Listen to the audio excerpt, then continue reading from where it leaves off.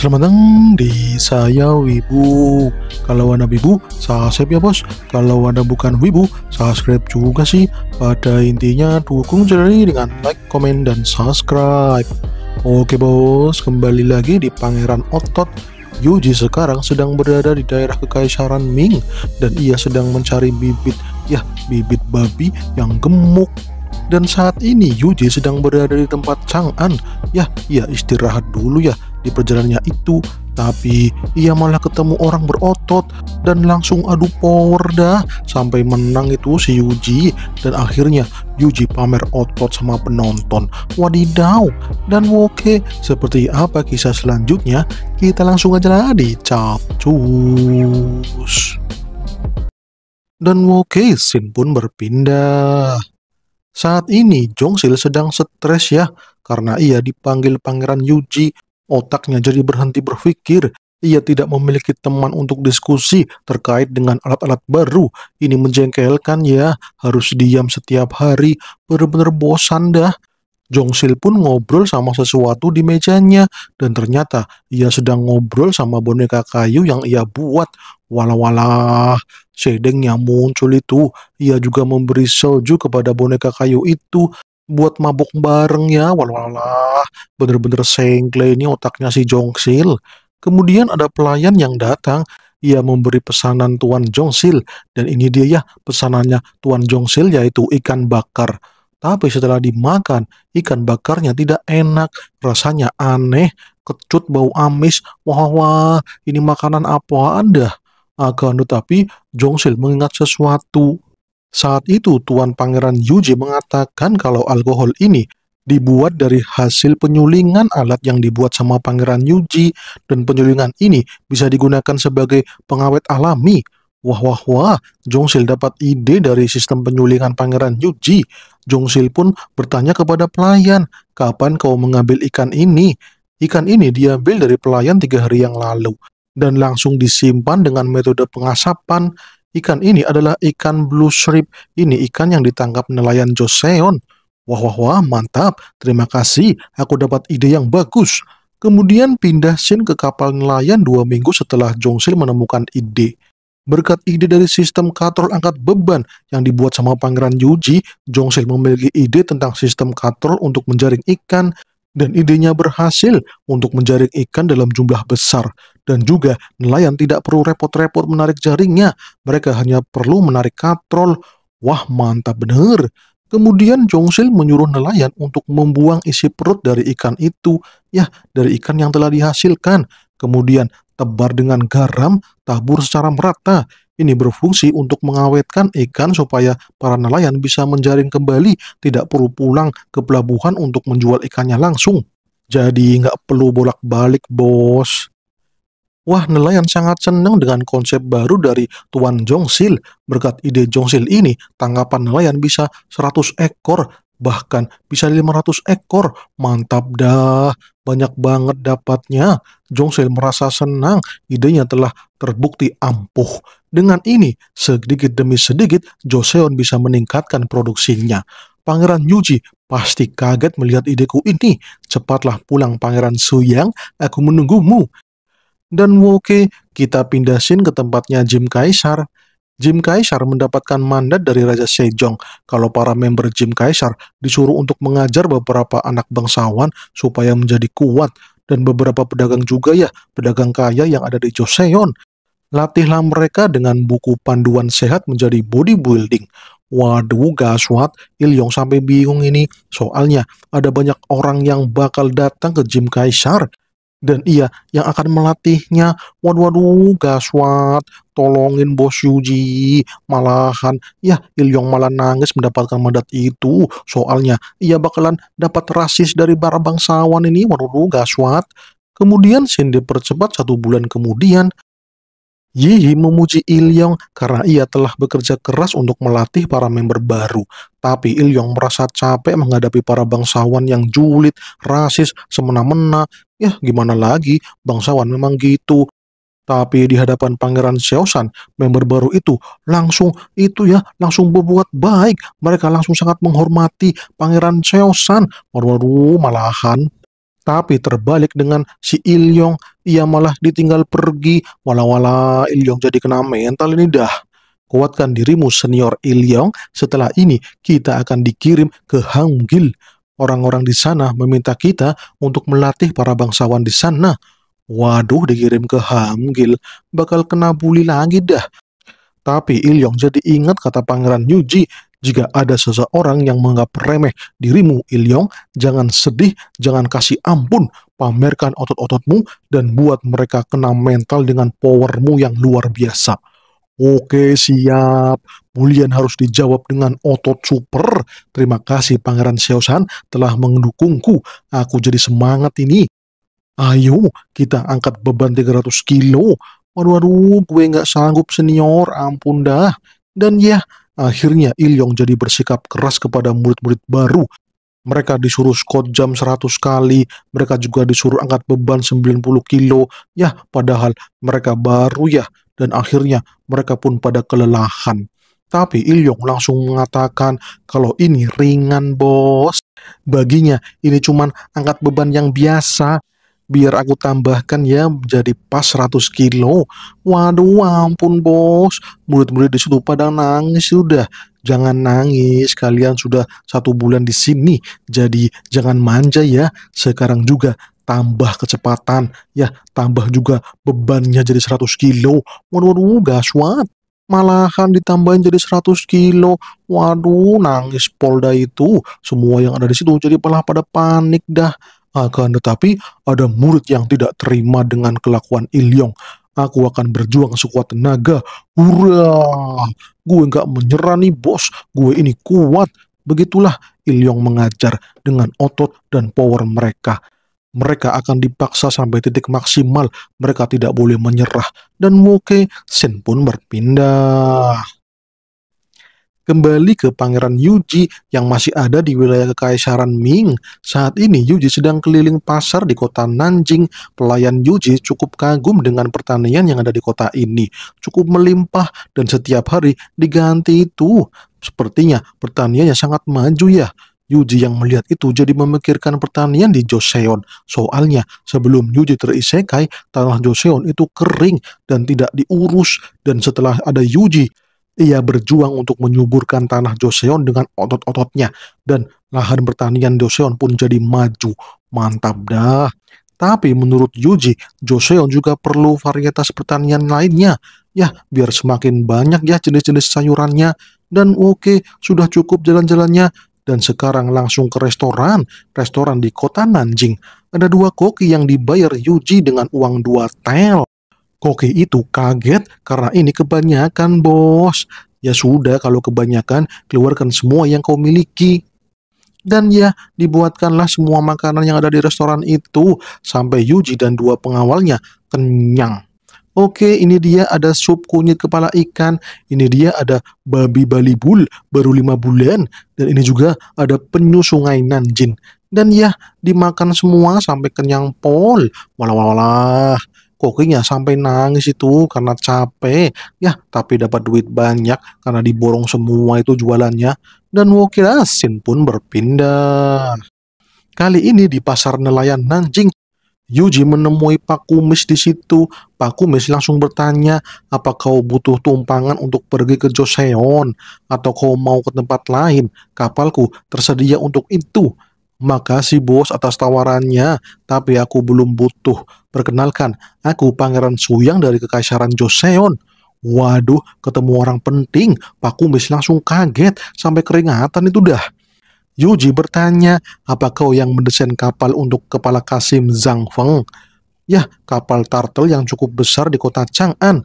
Siap yang mulia, itu memang kapal buatanku. Tapi sekarang aku cuman pengantar barang atau pengantar penumpang. Aku mengantar mereka semua ke berbagai tempat. Aku bukan lagi pembuat kapal. Tapi aku rindu sekali membuat kapal. Walah, walah, walah. Tapi aku sudah dipecat yang mulia. Kalau begitu, apakah kau mau membuatkan kapal yang aku desain sendiri? Aku ingin mempercayakan pembuatan kapal itu kepadamu. Waduh, tapi maaf yang mulia, di sini kau harus membeli kapal di bengkel kapal. ya di beberapa provinsi seperti Chang'an, Nanjang, Zhangjiang, dan Zhongzhou. Kalau minta sama aku, ya gue bakal dipenggal yang mulia, soalnya itu aturan dari Kekaisaran Ming. Oh, ternyata begitu ya. Kalau gitu, kita pergi saja ke Joseon. Aku akan menyediakan dana dan peralatan untukmu untuk membuat kapal yang aku desain. Wah, wah, wah, siap kalau gitu yang mulia. Tapi aku nggak mau buat kapal kecil ya. Aku sekarang ingin membuat kapal yang bisa menaklukkan lautan yang ganas. Aku akan membuatkan kapal yang bisa berlayar walaupun badai menerjang. Kemudian Yuji mengambil sesuatu dari sakunya. Ia mengambil desain kapal buatannya di Joseon. Ini kapal nelayan yang dirancang sama Yuji. Ada sistem layar yang menyesuaikan arah mata angin, tapi bagian ini sangat berpengaruh. Ini adalah wind glass, ya, pendeteksi angin. Kemanapun anginnya berhembus, alat ini akan mengukurnya dan menyesuaikan laju dari kapal. Walah, ada ya alat seperti ini. Pak Kumis sampai kaget. Tapi ini cuman kapal nelayan yang ada di lautan Joseon. Mereka berlayar tidak jauh dari daratan. Tapi aku rasa kau bisa membuat sesuatu yang lebih besar dengan rancangan ini. Oke, Pak Kumis pun langsung senyum itu dan scene kembali berpindah. Ini adalah wilayah Nanjing di dekat pegunungan. Di sini ada tanaman kol yang varietas baru. Yuji tertarik dengan tanaman kol ini. Ya, bentuknya kecil tapi padat. Ia mau beli bibit dari tanaman kol ini. Oke, siap bos, akan aku siapkan. Kemudian kembali ke peternakan. Yuji melihat babi di Nanjing yang besar-besar. Bobotnya 140 kilo. Wah, wah, lebih besar dari yang ada di Chang'an. Kau punya berapa babi yang seperti ini? Tanya Yuji. Ada beberapa lusin saja yang mulia. Oke lah, aku beli semua. Mantap bos, terima kasih. Dan oke, semua sudah dibeli. Sekarang saatnya untuk kembali ke Joseon.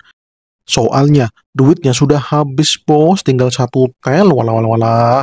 Buat bekal pulang ini. Sekarang saatnya untuk kembali ke Joseon dan membuat hal baru lagi di Joseon. Oke, gasken. Kemudian Sukju melapor Pak Kumis dan asistennya sudah siap untuk ikut ke Joseon. Mantap dah. Ayo kita ke pelabuhan. Dan ini dia ya, Pak Kumis dan asistennya. Mereka sudah siap. Mereka sudah siap untuk ikut Pangeran Yuji ke Joseon. Dan ini juga ada buku gambar yang diborong sama Yuji. Ini buat apa yang mulia? Ya jelas lah buat oleh-oleh, terutama untuk anak-anakku. Walah-walah malahan. Dan oke, pindah scene ke kerajaan Joseon. Ada pelayan yang lari. Ia mau melapor sama Raja Sejong. Ada apa sih? Kenapa berisik banget? Aku sedang latihan ini. Ganggu aja. Maaf yang mulia, Pangeran Suyang dan rombongan dari Kekaisaran Ming sudah sampai di Joseon. Dan itu kabar yang bagus ya. Yuji akhirnya kembali. Tapi ada babi besar yang mulia. Babi besar. Iya yang mulia, babi besar yang mengamuk. Babi-babi itu sebenarnya masih kecil, tapi beratnya bisa 50 kilo yang mulia, dan mereka sedang mengamuk. Waduh, gede banget. Biasanya babi di Joseon itu cuma 40 kilo dewasanya. Ini babi bocil beratnya 50 kilo. Gile bener. Raja sampai kaget dah. Dan ini dia ya, babinya sedang lepas di pemukiman warga. Tapi pengawal yang mengurus babi-babi itu langsung ketakutan dah. Karena mereka baru pertama kali melihat babi segede ini. Wanjir, serem banget. Dan ini dia ya babinya yang mau ngamuk sama orang-orang yang mau menangkapnya. Waduh, babinya gede bos. Mau nyeruduk itu. Hus, hus, hus, hus. Pergi sono, pergi, pergi, pergi, pergi. Kemudian ada seseorang yang memegang buntut babi itu. Dan itu adalah Pangeran Yuji. Wah, ia sudah kembali ke Joseon dengan babi-babi yang besar itu. Mantap dah. Dan ya, ini dia babi-babinya sudah dikandangin. Tapi babi-babinya stres habis perjalanan jauh soalnya dan sedang beradaptasi di lingkungan yang baru.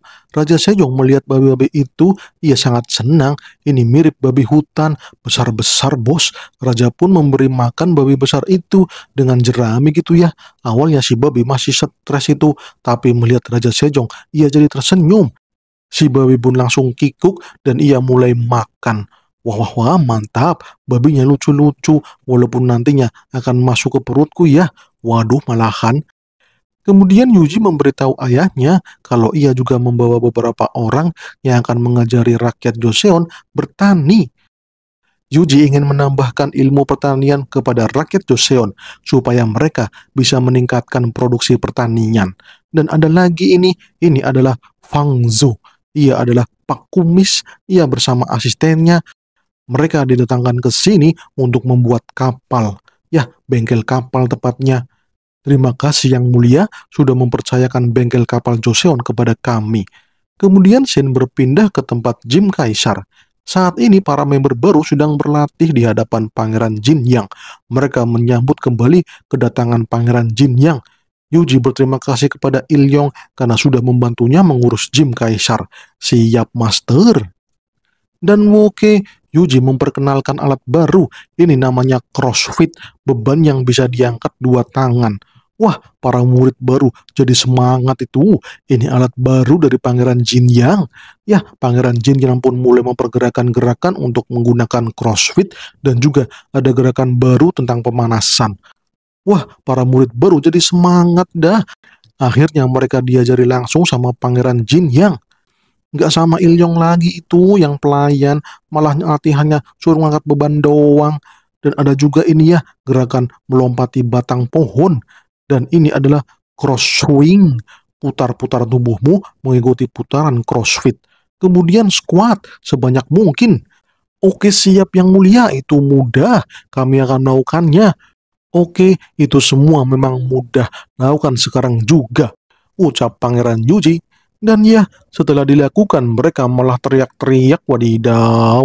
Ada juga itu yang kakinya langsung lemas gara-gara melompati batang pohon.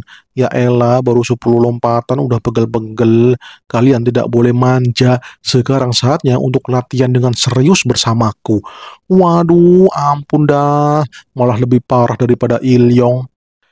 Setelah selesai latihan, para murid baru langsung disuruh untuk belajar bab 1 hidup sehat dengan bodybuilding, yaitu bab tentang pola makan.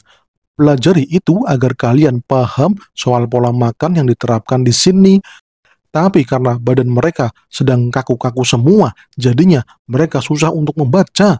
Tapi berbeda dengan Pangeran Xiaoshan dan Ilyong yang sudah khatam, mereka malah kayak meditasi sambil baca. Walah, walah, walah. Kita pindah scene lagi ya di perpustakaan. Ini namanya Pangeran Ampeyong, anak ketiga dari Raja Sejong, atau adiknya dari Yuji ya, tapi beda emak. Nama panggilannya adalah Yugu.